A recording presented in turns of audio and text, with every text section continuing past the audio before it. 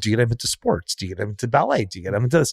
Well, do you push them? What if they don't want to do it? What if they do it? Like it's never. It's like a huge decision matrix, man. Exactly. Yeah. Yeah. And it's like a choose your own adventure. Mm-hmm. It's one. And I think I'm a good dad. I'm around, I'm present, I'm doing that stuff too. Could I always do more? Yeah. Sometimes I'm a prick, Mm-hmm. sometimes, but other times I'm the best dad. Maybe I've spoiled them a little bit too much sometimes, but again, there's no right or wrong, right? You can't say that you need to do it this way in order to be successful.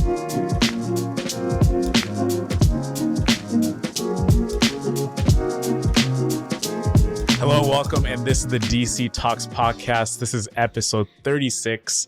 I'm your co-host, as you know, Agent O, with my left-hand man to my left, the main guy, David Chinelli. DC, how you doing, man? Doing well, buddy. Doing well. You? I'm doing good. I'm blessed. This is my first time I'm wearing this shirt in a minute. Some I can comments. still see your chest hair. Guys, there were some comments in the last. I think what episode was that? Because I think it was like episode 29 or something. Something like that, yeah. I was wearing my green shirt. I was feeling very summery, and like when I feel very summery, I unbutton my shirts just because when I let the air in. So a lot of you said, you see my my chest hairs, so I'm trying my best to avoid that, but you can still see them through the shirt. Mesmerizing. It's mesmerizing, man. But yeah, man, DC, like I don't know, I'm so excited for today's topic. You almost said Dixie Chicks at that. You're so excited for Dixie Chicks at that. You're saying what? I was stumbling my words there. But one thing I admire about you is that you're very committed to your family. You're pops to two young girls, Mila and Matea. Yeah. How old are they, by the way, now? They just turned 11 and 13 in July. Their birthdays are 4 days apart. So Mila's the eldest. She's 13. Correct. And Matea is 11. Yeah, which we also call Minnie. Minnie DC, because she looks like you? Yeah. Well, actually, when she was born, she looked like my dad, like a small, because she's like 5 pounds, 6 ounces, like tiny. Didn't have a lot of fat. And it was weird how like much she looked like my dad. And I looked like my dad too, right? So it's kind of, but as she grew in, like everyone's just, we called her Minnie because she was always miniature, small. It's like Mickey Mouse. Yeah, but everyone's like, oh my God, that is your mini you. And I'm like, well, it was actually my mini dad. But like, yeah, like as she got older, like I still remember going to pick her up from like JK one day. And one of the parents, she goes, oh, that's definitely your daughter. So yeah. They knew right away. Oh yeah. No milkman in this story, No behind the door. No behind. So for the young guys, this is like an episode I wanted to, for the young guys coming in to listen to this. There's a point you didn't have any children, and now you do for like the past that you know of, the past 13 years, let's say. How do you like transition to be a dad? Like, for example, like the first moment you have, like you're holding your daughter. How do you like process? Okay, how do I become a good dad? Because there's no one to teach you that. It's just like you have to learn it. Walk us through those initial years, like where you have to learn how to be a father. And not just be a father, but to be a good father who's instilling principles and et cetera, so they can actually become good women. First off, none of us are perfect, right? We're still learning. We're still learning. We're still making mistakes. That's our parents made mistakes. You kind of learn from that. But the first thing I want to say is I've always wanted to be a dad. Like it was just one of those things. If I had a relationship with somebody, like I think Natalie, she was kind of, a little intimidated in the beginning to have kids, but I knew she wanted to eventually have kids. But if she would have said to me, kids is a no-go for me, then we went and got married. So that was the first thing to let you know. I've always wanted to be a dad. Always. And I always wanted to be a dad of girls. What age did you start having that intense desire to be a dad? It wasn't always intense. It was just kind of like, I don't know like what it was, but I remember the reason I wanted to be a girl's dad, right? I always wanted a baby sister. I don't know if I told you the story before. No. So, okay. So grew up with 3 boys. I'm the baby. I always wanted a baby sister. My mom used to say stories like when I was a kid, we would see a little girl in her stroller. I'm like, Mommy, I want one just like that. And she would start laughing. And she'd be like, you know what? She goes, we're not having any more kids because if we had another kid, it's probably going to be a boy. And I don't know, and we just don't want any more kids. I said, okay. She goes, but when you get married, you can have as many kids as you want. There can be as many girls as you want. So kind of from a really young age, I kind of always wanted to be a dad, right? Yeah. But it wasn't like, obviously, I wasn't going trying around, you know, in high school trying to have babies and all that kind of stuff too. Yeah. But it was kind of thing when you found the right person, it was like, yeah, I just kind of like settled. And I think I really started to come into wanting to be a dad in like mid-20s. Mid-20s, eh? Mid-20s. But then that doesn't, nothing, and I'll say this over again, I talk to new parents, nothing prepares you to be a dad. And so even when you're holding the baby in your arms, because all of a sudden one day, like, you know, you only get to spend in the hospital for whatever, like overnight, wherever it is. And they're like, okay, you can take your daughter home. And we're like, what do you mean? Like, what are you going to be? I'm like, bringing this human back home. Exactly. Now, you know, you're responsible for this human being. It's like, shit, you know, it's like, it's kind of scary. And like, and that's where your partner comes in. Okay. Your partner comes in because you're learning together.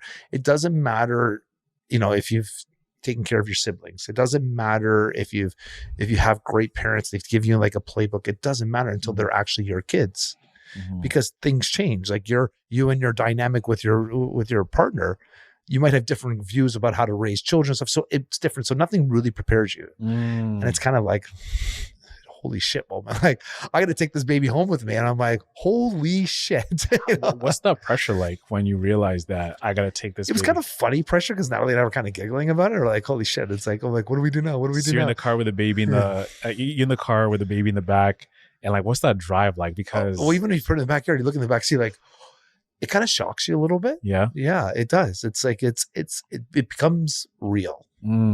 I think when you hit the car, it becomes real. Like, especially when you're walking out those hospital doors. Yeah. And you got a little like carrier. Exactly. Yeah. The baby carrier. And it's so, to be honest with you, Owen, I said from that point forward, you kind of fly by the seat of your pants. We all do. We're doing the best we can because things in this world change so quickly. Like now, like I just got a message from, you know, somebody else is like, they don't want from a family member that they're not going to vaccinate their kids at all from any disease. After they're like, we're done. You know what I mean? Like, is that a choice you make? Like, do you want to do that? Like we talked before, I didn't want to introduce Santa Claus to my kids because when I was going into the Christianity, how much like all the satanic name like came in. Do I do that? I don't want to lie to my kids. And then, you know, one of the biggest lies, if the kids remember, is Santa Claus lie. So like, what do you do about that? What do you do about like what religion? You're gonna, oh my God, it just like every decision you make can affect your child. Yeah. Well, do you get them into sports? Do you get them into ballet? Do you get them into this? Well, do you push them? What if they don't want to do it? What if they do it? Like it's never. It's like a huge decision matrix, man. Exactly. Yeah. Yeah. And it's like a choose your own adventure. You know, it's one. And I think I'm a good dad. You know, I'm around, I'm present, I'm doing that stuff too. Could I always do more? Yeah. Sometimes I'm a prick, you know, sometimes, but other times I'm the best dad. Maybe I've spoiled them a little bit too much sometimes. But again, there's no right or wrong, right? You know, like you can't say that you need to do it this way in order to be successful. And what are some things that you took away from your parents, the way they raised you and your brothers, that you're implementing on raising your own family right now? Well, one of the things is family. A huge part of it is family. Keeping the traditions of your family, try to stay like family get-togethers. I'm like, make a big deal about that. Try to do at least one meal together a day and talk about your day. Ask your kids how they are. Talk with your kids. It's a big one. My mom, and like we talked about how my mom was my best friend growing up. Yeah. And I could tell her everything. And people are like, some of my friends are like, you tell your mom this stuff? I'm like, yeah. I remember time talks about sex and stuff like that too with my mom, and it was just, you know, when things were working out with girlfriends and stuff when we were a little older, and they're like, people are just amazed I would talk to my mom about that. I'm like, that's our relationship. So what I've learned from my mom is to instill with being an open relationship with their kids, like, you know, like, and if you ever need help, right, like that's a big one too. I had a conversation with Mila the other day, and they're not at the age where they're partying and drinking and stuff too. But I said, listen, if you ever get to a situation, you're at a party, you drank too much, maybe you took some drugs you're not happy with, or maybe somebody spiked your drink, or something's just happened you're just not comfortable with, you can call me and your mother at any time and we will be there. No questions asked.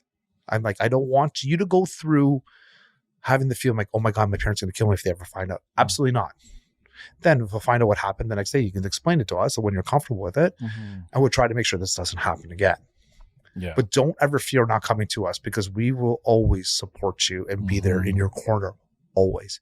And she turns, she looks at me, she goes, Dad, look at me and my friends. So she loves her art, and they're on the computers, like they're gamers, they're kind of stuff too. She's like, what kind of parties are we gonna go to? I was I'm like, I know, honey. I know, like, she doesn't even like makeup and all that. She's not at that stage. She's not a girly girl going to parties. Like, it's just funny. And I said, I know, honey, but I'm like, but just knows. And I said that to Matea too. And I said, I had a conversation with your sister, and she just rolled her eyes and like, Dad, we're not partying yet. I'm like, honey, I'm just telling you, I'm preparing you. So that's a huge aspect. Then there's my dad's side, where him and his family grew up very entrepreneurial, and like, always like we have people in the trades, we have people like construction, we have like doing this stuff too. My dad's a hairdresser, my uncle's a hairdresser, buying properties, all that stuff too. And just making sure you're always moving forward, making things better, like, building on that too. The entrepreneurial spirit, I'm instilling that in my kids. Sure, my dad pushed us to go to university because we were smart in school, both my brother and I, my middle brother and I. That's why he's got 3 degrees. I got my 2 and all that fun stuff. But also the side, I told you when I had my degrees and I went to work for somebody, he's like, what the fuck are you doing? Like, I didn't tell you to do this to work for somebody else. I wanted you to build your brain, figure out how it works, and then do it yourself. So I'm kind of instilling that in my kids too. Like, listen, if you don't want to go to university, we got to figure out, maybe university might not be the path for you, but there's college or something. So there's higher education. It doesn't necessarily need to be, get a degree. You can get a diploma. You can do it. Like, you can do what you want to do. So, but just pursue some form of education. Something, right? Exactly. Like, you're not gonna go to university just to go to university to get a degree and then sit and play games in my basement all your rest of your life. Yeah. It's not good use of time. Yeah. If we don't sit still, like, exactly, we just don't. We're always and this about us. I'm always trying to do stuff, trying to do new things and stuff. And my kids kind of see it. They don't understand it now, but they're starting to understand it. Yeah. And like, how do you approach, because now they're getting older, they're getting to their teen years. Yeah. Thank you for that. Yeah. Compared to like how they were younger, how does parenting change year by year? Now that you can reflect back, like, let's say from the moment they can actually have a conversation with you, let's say at 6 years old. Yeah. How do you see those conversations change? And when do you know, okay, you're ready to have this kind of chat? You're ready to have this talk about partying. You're ready to have this talk about boys. Is it like an instinctual feeling, or is it something that you and Natalie talk about to do? Yeah, so it's more we talk about because we see stuff happening, and we've seen stuff that's happening in society quicker. Yeah. Like something will happen. Like, I remember online, like, so years and years ago, I think one of the kids was playing Roblox or something like that too, and she started asking Natalie questions. She's like, Mom, what do you do for a living? She goes, at the time, she goes, I'm a photographer. And whereabouts is that? And she's like, and also she stopped. She's like, how do you spell this? She's like, what are you doing? And she's like, well, this person online was supposed to be like, it's supposed to be a kid's game. We knew this is not a kid's game. Like, somebody was trying to who knows, traffic them, trying to get in like, who knows what was going to happen on that. And we're like, so we had to have a talk, because we're like, there's some very bad people out there. We're just trying to protect you, so you can't do this. So sometimes it's environmental that it just kind of, it changes your mind. Why I was saying about the parties, because I remember having the conversation too, where the kid's like, you're going to be 13 years old. High school's coming up soon. I want you to be prepared. If something happens, there might be something happening with your kids. Because we look at our nieces and stuff to different schools, and they're more advanced than us. For all we know, is like, my kid's a little bit more like reserved at this point, but you don't know like when the day's going to come where like, shit, I should have had that conversation with her when she was younger, and just reminding her. So, and then sometimes Natalie and I will talk about stuff. She's like, oh my God, this happened. Matea said this. Okay. I guess this conversation has to happen a little bit quicker. Do you feel like this? It's like, damn, like this is going to be a tough conversation to have, especially like, they're all tough conversations, buddy. Especially a dude going to like little girls. Exactly. That's what I'm trying to. It's weird. I didn't have to have the period talk. Thank God. Yeah. Both of the girls. So Nat's the one who she took that job, eh? Well, how would I don't know I don't know anything about that. Like, let's be honest. Like, we've never had one. So how do I know what to do and how it feels? And it's secondhand. So I can't have like, so thank God, like Natalie did that, and she prepared her and did all that kind of stuff too, which is kind of cool. Like, obviously that you expect, but same thing, like vice versa. If we had boys and stuff too, she would rely on me to talk about what I did as a kid and what you can do. Like, so yeah, of course that, thank God that, we're still like, we still have Natalie to do all that fun stuff and go with the things that I don't know about. But I will say about certain things on hygiene, God, teenage girls still, like, I thought teenage boys were stinky. So are girls. Like, I talked to my buddies, have 2 girls. I'm like, what is going on with this generation? So they smell? They stink. Like we have to tell them, you know, shower, cut your hair, brush your teeth, put on deodorant. I don't do well with smells. Yeah. Yeah. Like, I get sick. Like, and I walk into Matea's room sometimes and just like hit you with BO. And I'm like, shower before, air out the room, do all this stuff. It just makes me sick, right? She comes downstairs. Did you brush your teeth? I think so. Go brush your teeth. Like, these are daily conversations. They come downstairs and reach for the cereal box like right away. Yeah. Yeah. Like, I have to remind before we leave the house, did you brush your teeth? Did you brush your hair? Did you put on deodorant? Mm-hmm. Do you have clean clothes on? Do I need to smell you? Because the worst thing in the world, I had to start doing this. Sometimes walking around the mall, I'm like, what is that? What does that smell? Oh my, it's my daughter's. God, and it looks bad on you. And it's like, like they're 13. They should know how to wash their damn armpits. They're like 13 and 11. Like, hygiene is like textbook stuff you should know by now.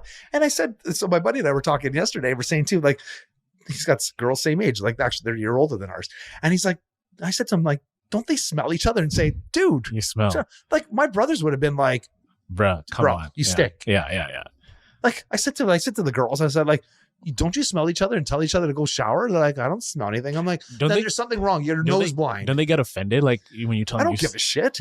But I mean, like, to them, don't they get like, yeah, you hurt my feelings? Well, Natalie gave me shit one day. So I walked in, like, so we have a bigger house, right? We moved in about a year and a bit ago. And in the summertime, the AC, right? It works, but it's like, because we have those big windows, all the sun comes in, it gets hotter upstairs. Mm-hmm. And the airflow doesn't get higher there. So I want to put a second HVAC in. That's a different story, but it's really expensive to do. So I'll wait until the interest rates drop. So maybe get some cash flow. But it's a little more, I'm going with somewhere with the story, right? Mm-hmm. So it gets a little more hot in their rooms. And they have fans, like the ceiling fans, but they never turn them on. Stinky kids, right? Yeah. So they had a friend over the house. So this is kind of like where it's funny, where I'm not used to being so not upfront about things like that. I don't pussyfoot around shit. So they had a friend over the house, and all 3 of them were in their room, in Mila's room. And I opened up the door, and I'm like, got hit with a whole bunch of BO. And I don't know which daughter or all of them, or if it was just getting hot. I'm like, oh my God, you stink. Both of you guys. I'm like, you guys clean out air out this room. You said this in front of their friend. Right. Yeah. Because I don't care. Like, I'm going to say, aren't you embarrassed in front of your friend? Do you think this way? For all I know, maybe the friend stunk too. I don't know. I don't go smelling other people's kids. So, and then Natalie's like, you can't do that. I said, well, why? Well, you're embarrassing your daughters. I'm embarrassed. Like, you're embarrassed for them. I'm like, exactly. Yeah. Like, are you kidding me here? Like, I almost threw up in your room. Would that not be, is that not embarrassing? You sure you want to have kids, eh? Stinky little kids. And I heard boys are even stinkier. God, bro, no. There was a thing I heard about landlords too. Like, so you know the whole thing about landlords. Like, yeah, I'm gonna rent to girls. I want all girls. Disgusting. I was like, that is the worst thing you could ever do, bro. Yes. You remember that story I told about my pops' crib in London, like with the chick who like just defecated in the bathroom, never flushed, and never told him that the whole toilet is messed. No. This is like episode 4 we did. Oh yeah. So pretty much that happened. My dad comes in, is like, yo, what the hell is smelling in here? Goes to the bathroom, and like it's a huge heap of like shit coming out of the toilet. From then on, my dad's like, nope, never again. How do you clean that? We didn't. We had to get a new toilet. We had to like get plumbing done for that because it was clogged in with toilet paper and everything, man. So if I throw up on set, it's your fault, eh? Huh? If I throw up right now, it's your fault. Yo, it's your marble table, bro. Not my worries. Oh God. But how do you discipline the girls? Like when it's come to, hey, they did something wrong. Like, what's your approach to discipline? Because I know you're like an old school guy. Like you got beat or something, get spanked. Yeah. But it wasn't like. So we come from an old school where, Natalie's family didn't really didn't spank, but we got spanked, I think, more often than we probably should have. So with them growing up, we were pretty cautious about it. Like, I think the guy might have had to spank the kids, like just a little tap on the butt or on the hand or something like that, maybe 5-6 times their whole life. It wasn't. Then it just became the threat of it, right? That was more important. But there's been some times where like that was the only thing that. Like I still think like there's some spanking it should be, or like not, whipping the kid's ass, you know what I mean? But you're like, little pat on the back is like, I think there's some place for it. And maybe, I don't know if that's controversial now, but I don't know. Some of these kids you're seeing are little shits. You're like, yeah, if you would have got smacked, you wouldn't have been such a little shit, right? I just don't agree with that. So in today's life with our kids, it's like, they're pretty good. Like we take away things from them now, right? Like, I'm not going to go spank a 13-year-old. Like it just, even though we got hit at that age. I got the beatings. We got hit until we're 25. Like, you know what I mean? Like until we left. Even sometimes you're 30, you got a smack from your mom. Never mind. I'm pretty sure my mom would still smack me now if I needed it. If my dad was alive. Yeah, exactly. Thump in your head. But us, it's changed, especially because the environment's changed stuff too. And I didn't always agree with the smacking, but I thought like once in a while it was deserved. But in kind of today's market, in today's life, it's like you yell at them again, and then you take things away from them. Like embarrassing them is like not embarrassing, but like making them feel like shit. Like when they've done something wrong, sometimes it goes a little further away. Like because you make it cognitive of what they've done wrong, as opposed to just a physical thing. Like sometimes they just. Because I remember sometimes my dad would hit me, and I'm like, "What are you hitting me for?" Like, when I was older, I'm like, "That's unnecessary." It didn't even do anything at this point. I was like, "Okay, what?" I was like, "That was useless." Yeah. That was useless. Whereas if you did something actual wrong, it makes you think about it. Like you cut things off. You can't do this, can't do that, blah blah blah. But knock on wood, so far our kids have been pretty good. They've been good kids, from what I hear. Yeah. They're a little reserved, they're not crazy. Very quiet. They're very quiet. They're nothing like me. Yeah, you're very boisterous and everything, and they're just kind of chilled. Even that whole car ride we had to your place, they said nothing. I was like, aren't you going to ask me questions? Like, hey, Owen, how's it like podcasting with my dad? Used to ask you like a lot of questions and stuff before. And they would ask me that, but lately she's just getting more reserved. I don't know, like, who knows? Maybe they just change all the time. Just change, yeah. The older one has always been that way. Like you have to warm up to her. Once she warms up, then she just does blah blah blah. Just chatting. Like so, for example, our friends they came over yesterday, had their daughters over, and they're all just kind of like quiet. And then at dinner time, they're all sitting there at their table, and they just started getting along because the parents sat at our kitchen table, and they sat in the dining room. And the next thing you know, they're downstairs playing video games, screaming and having a good time. And it's just like, again, it takes them a little longer to warm up. That's it. What's your take on technology on kids these days, right? Because back in the days growing up, we're playing like hide and seek, we're playing tag. We had we're Nintendo. Huh? And Sega Genesis. Yeah, we did, right? So, but the thing is, you'll go to one guy's house, all the people come and like, we'll all take turns. Yeah. Now you can be in your own house and you can play online, so you never have to leave your house, right? So how do you combat that? Balance that? Like, okay, here's your iPad, here's your phone. I want to take this away from you because we didn't have this stuff, right? So we have to socialize. So how do you balance that aspect of giving them technology? That's always a challenge. A challenge, in this market. Sorry, I keep saying this market. You're too much of a realtor. I know. See, this way you don't even know how to turn it off. The challenge in today's life is with electronics and all the stuff, and always worried about what's happening with it too, because I'm finding they're becoming less social, right? So one of the things we do is like at dinner time, no phones at the table, no electronics, nothing, right? We should be really like a lot of times we'll limit them too. Obviously, no schoolwork and stuff like that too. But sometimes that's a little lax. Sometimes they're doing schoolwork on their computers, so it's they have their own computers. Oh yeah, nice. Yeah, most kids do. Huh? Macs or like just so they both have.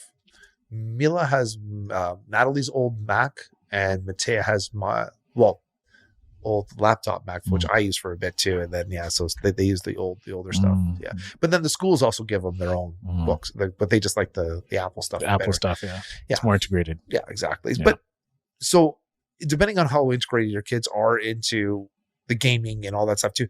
The issue I have, not the issue, like the good thing is that my kids sometimes, most of the time, play together on the electronics.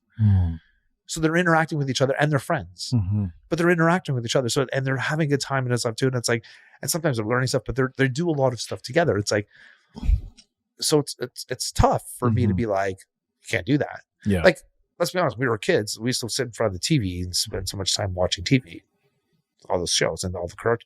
Well, now they just do a little bit different, right? So the kids are into like Teenage Mutant Ninja Turtles, so they do a lot of that stuff together, right? So it's like, and it's cute actually. We'll go downstairs and watch movies together. Or what I do is like sometimes it was like, it's movie time. So my thing with them is like, I'll make them lunch or something too. What do you guys want to eat? Help me with lunch or dinner and around the Christmas. And then we'll come home and like, well, that's movie time. What do you guys want to watch? And always with me, I pick the best horror movies. Yeah. So we watch a good horror movie. Even like, I think today I said to you, it's like, okay, you have a good one to watch. And now they just sent me a whole bunch of lists, like underrated horror movies to watch with the girls. So in the beginning, she's like, how can you watch horror movies with the girls? And now she's like, that's your thing. Yeah. How about social media though? Now, like they don't have social media. What if they like went behind your back and got social? Then I'll be pissed off. Then they'll get their phones confiscated from them. There's no need for them to have social media. Why do you believe that? I was really skeptical of them getting phones in general. I don't think at their age, what do they need them for? Like, so the reason why Mila has a phone is because when they were walking together from school, and it was a safety reason. With social media, I think it gets too influenced into their psyche too early of an age that they need to start having bigger boobs, more expensive cars, Louis Vuitton bags. Although, we have our Louis and all that stuff, you'd say too, but we don't flash it like these guys do, but they're like balling and all that kind of crap too. It's like, that doesn't give them a sense of self, My girls are still buying stuffed animals for crying out loud, like stuffed Teenage Mutant Ninja Turtles, buying that kind of stuff too. They don't need unless they're talking with their friends. I know they do that Snapchat, but I find that the influence to see on that stuff is just not right. And I know my niece, she has TikTok and all stuff like has that too. I wouldn't even let them Snapchat. No Snapchat, no TikTok for my girls. Facebook, nothing. Eh? No, they do have Facebook, but they have the kids' Facebook, so I have to approve their friends. So it's basically they're just chatting. Eh? Yeah. It's like kids messenger. So it's basically text messages. So that's when we would control it. I don't think there's a need for kids in their age group, under 15, under 18. Like, I don't think they need and I have Instagram, and as much as Instagram is one of my biggest platforms, I said before, I think it's pretty bad. It's pretty graphic, man. Wow. It's like, I can't believe we're sitting there like watching videos, girls. I've seen naked people on there too. Not even like now they're doing like these ads on Facebook for like male enhancement stuff and all that stuff too. And you're seeing full blown like full frontal men and stuff too naked. I'm like, I keep reporting it. I keep walking. I'm like, why am I getting this? Like this, what the hell, right? So you think I have a small penis? Okay, great. But I don't want to see that. No, but you know what I mean? Like they're just blasting. It doesn't make sense. I'm like, I can't go on. Facebook is supposed to be a safe place. No naked people. And then on Instagram, I've seen like a ton of naked people. Like, I'm like, what the fuck? Like, so how can I have a hard time seeing that on there too. Like, and there's a ton of naked people. And then there's one girl, I could tell you, she's a nurse. Yes. She shows her naked body and she does little flashes of it too. And I'm like, did I just see what I saw? Because it just comes in you don't even have to follow this person anymore. And it shows up in your feed. And I'm like, I didn't see what I just saw. So I click on her account and I'm like, all of her videos, she's naked in every one of the videos.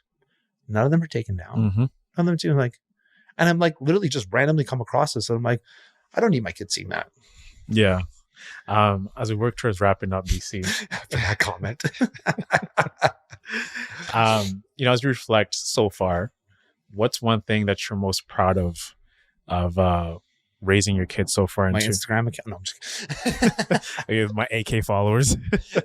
My 8,000 followers on Instagram. Peace out. Thank you very much. No, like what am I proud about my kids? Yeah, most proud of moment as being a dad. There's a lot of them because I'm proud of them for being who they are and not trying to pretend to assimilate to somebody else or giving them something. Like, they're very strong in who they are and they're very different as people. Both of them, when even compared to them. I'm proud that they're able to talk to us and open us, and they're still kids and they still like being around us. And they're not little shitheads. Like, even when we went away to Spain for our 10th anniversary, we brought our mothers with us. And I still remember the comment my mom said to us, like, when she was there, and the kids were what? Like, so this is 5 years ago. And my mom was like, I can't believe how good your kids are. Like, we'd walk all day. One day we walked 18,000 steps. Matea was like 5 or 6 at the time. She's like, she didn't complain. Like, no, she got her Coke at the end of the lunch. We went in, they didn't complain. That's our kids. That's our kids. So, sometimes they can be little shits, like who can't be, like, well, so are we. Yeah. And are there things that you look back and say, man, I wish I could have done that better? With my kids? Yeah. I don't know. It's too early to say. It's too early to say. You know, I wanted them getting more involved in sports and stuff too, but I'm also smart enough dad to realize don't push them to something they want to do. Now, the one mistake Natalie and I did, Matea got it. So Matea and Mila were doing gymnastics. Mila didn't want to do it. Then Matea wanted to. Matea was doing it and she was enjoying it. Then Mila said, of course, I want to go back to the older one. I want to jump back in gymnastics. Well, Mila likes to fool around. Doesn't take things serious, right? So when they went back and they put them in the same group together, it was the worst thing in the world because Mila just brought Minnie down. And Minnie was just like not enjoying it, having a good time anymore. And they're just fooling around half the time. So I'm wasting money for them to go to gymnastics and wasting everybody's time. Yeah. So that's one thing I would say is like, listen, like, and maybe push them. I want to push Matea a little bit more. We've tried everything with her, baseball, hockey, learning guitar, and she kind of quits. And I'm like, I want to push her. So, but I still need to figure out the good balance of pushing my daughters to a point where they don't quit, so they get past that hump, but also not pushing them to the point that they absolutely hate it. So it's a fine line. So it's still hard for me. Like it's still hard for all of us as parents to push. You got to feel the pulse of the situation and then go to, okay, now I know I need to push. Now I feel like I got to retreat back. Exactly. Yeah. It's a little hard. So yeah, there's always things we need to improve as parents. Yeah. You're never perfect. Yeah. Well, maybe you are, you know. You never know, DC. One of my apostle swap notes, you know. But DC, this is a great episode. We definitely got to talk more about this. I know we only have half an hour, but there's more to like dig deeper on because I feel like we could have touched upon more subjects. But once again, thanks for sharing this part of your life with us. It's been a treat. And it's always just good, even just like listening and seeing how your experience has been so far, man. Thanks, buddy. Appreciate it. Respect. Well, DC family, that was episode 36, talk about fatherhood, raising kids, and etc. Hope you enjoyed that. If you're a young guy, tap in. This is like a great episode for you to learn from. And we'll see you next week for episode 37. And enjoy yourselves, stay safe, and be blessed. Peace out.